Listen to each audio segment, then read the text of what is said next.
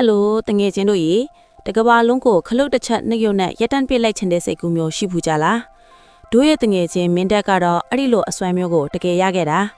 ဟောင်းနှွမ်းနေတဲ့နာယီပင်ဆိုင်လေးရဲ့ထောက်တနေရာမှာမင်းတက်ဟာဖုံအလိမ့်လိမ့်ကတ်နေတဲ့လက်ပတ်နာယီတစ်လုံးကိုတွေ့ခဲ့တယ်အဲ့ဒီနာယီကရွှေရောင်အနားသက်လေးတွေနဲ့ထူးထူးခြားခြားတောက်ပနေတာပေါ့ဆိုင်ရှင်အဖိုးကိုဥဆက်ကဒါဟာရိုးရိုးနာယီမဟုတ်ဘူးကွ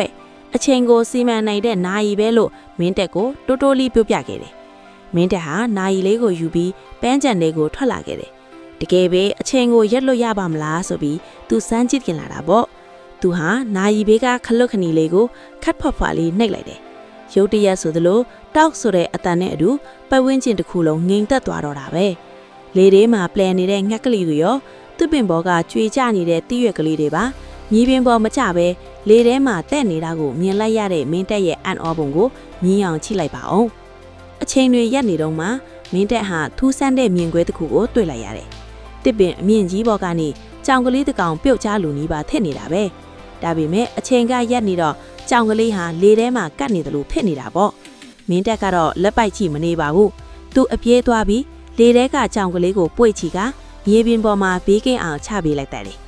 ငါနာနီကတကယ်အသုံးဝင်တာပဲလို့သူအယမ်းပျော်သွားခဲ့တယ်။အဲ့ဒီအချိန်မှာပဲလမ်းတစ်ဖက်မှာမင်းကလေးငယ်လေးမိမိရဲ့လက်ထဲကနေမိုးပြန်ဘူတောင်းလေးလွတ်ထွက်သွားတာကိုမင်းတက်မြင်လိုက်ပြန်တယ်။ဘူပေါင်းလေးကကောင်းကင်ဘုံကိုပြန်တက်မသွားပဲလေထဲမှာငြိမ်နေတာပေါ့။မင်းတက်ကခတ်တွတ်ပြေးသွားပြီးဘူပေါင်းချိုးလေးကိုခန်းကင်က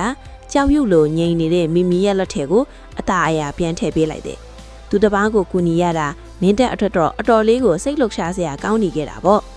ဒါပေမဲ့တငယ်ချင်းတို့ရေအချိန်နဲ့ကစားတာကအန်ဒီရဲ့မကင်းမှုဆိုတာမင်းတက်မသိခဲ့ဘူး။သူအချိန်ကိုခဏခဏရက်တန့်ပြီးလူတွေကိုကူညီနေသုံးမှာပဲ။သူ့နောက်ွယ်ကနေမိကိုရောင်အရေးကြီးတစ်ခုလိုက်ပါနေတာကိုတတိထားမိလာတယ်။အဲ့ဒါဟာအချိန်ရဲ့အဆောင်အရှောက်အချိန်ရိပ်တွေဖြစ်ပါတယ်။အချိန်ကိုရက်ထားတဲ့အတွက်ပတ်ဝန်းကျင်ကအယောင်အဆွေးတွေဟာလည်းတဖြည်းဖြည်းမင်းမိန်ပြီးမှောင်လာတာကိုမင်းတက်မြင်လိုက်ရတယ်။အချိန်ရိပ်ကြီးကမင်းတက်အနာကိုတဖြည်းဖြည်းတိုးကပ်လာတယ်မင်းတက်ဟာကြောက်ကလန့်တကြားနဲ့အချိန်ကိုပြန်လဲပတ်အောင်ခလုတ်ကိုနှိပ်ဖို့ကြိုးစားလိုက်တယ်။ဒါပေမဲ့ခလုတ်ကတင်းနေပြီးနှိပ်လို့မရဖြစ်နေတာပေါ့။အချိန်ကိုရက်တန့်ထားခြင်းဟာတဘာဝတရားရဲ့မျှကြီးကိုဖျက်ပြားစေတယ်ဆိုတာမင်းတက်လက်တွေ့နားလေသွားပြီးအယမ်းကိုနှောင်တနေခဲ့ပါတယ်။မင်းတက်ဟာအာကွန်သုံးပြီးခလုတ်ကိုနှိပ်လိုက်တဲ့အခါတောက်ဆိုတဲ့အတန်နဲ့အတူအချိန်တွေပြန်လဲပတ်သွားပါတော့တယ်။သူဟာကြောက်လန့်လန့်နဲ့ဥဆက်ကရဲ့နာယီပင်ဆိုင်ကြီးကိုအပြေးအလွှာပြန်သွားခဲ့တယ်။ဦးဆက်ကကတော့ဘာရီထိခဲ့တယ်လဲဆိုတာသိနေတဲ့ပုံစံနဲ့ဆိုင်ရွှေ့မှာသူ့ကိုစောင့်နေခဲ့တာပေါ့အချိန်ဆိုတာမိရီလိုမင်းတက်သူ့ဘာသာသူစီးစင်းနေမှသာအသက်ဝင်ပြီးလှပတာမှလို့ဦးဆက်ကတီးငင်စွာပြောပြလိုက်တယ်မင်းဒီနာယီကိုသုံးပြီးသူတစ်ပားကိုကူညီတာကောင်းပါတယ်ဒါပေမဲ့မင်းရက်တက်လိုက်တဲ့စက္ကန့်တိုင်းမှာမင်းရဲ့အနာဂတ်စီကအချိန်ကိုချီးငှမ်းထားတာပါပဲလို့ဦးဆက်ကဆက်ပြီးရှင်းပြပါတယ်မင်းတက်ကလက်ထဲကနာယီကိုဖြန့်ကြည့်လိုက်တဲ့အခါတောက်ပနေတဲ့ရွှေရောင်တွေဟာပျောက်ကွယ်သွားပြီးတန်ကြီးတက်နေတဲ့နာယီအစုံနေသလုံးအဖြစ်ပြောင်းလဲသွားလာကိုတွေ့လိုက်ရပါတော့တယ်။မင်းတက်ဟာအဲ့ဒီနာယီကိုဦးဆက်ကစီကိုပြန်အပ်လိုက်ပါတော့တယ်။သူဟာအချိန်ကိုရက်တန့်ထားခြင်းထက်ရှိနေတဲ့အချိန်အသွင်းမှာပဲအကောင်းဆုံးကူညီနိုင်ဖို့ဆုံးဖြတ်လိုက်တယ်။သူဆိုင်တဲကနေထွက်လာတဲ့အခါကဘာကြီးဟာအရင်ကထက်ပိုပြီးအယောင်အဆွေးစုံနေတယ်လို့သူခံစားလိုက်ရတယ်။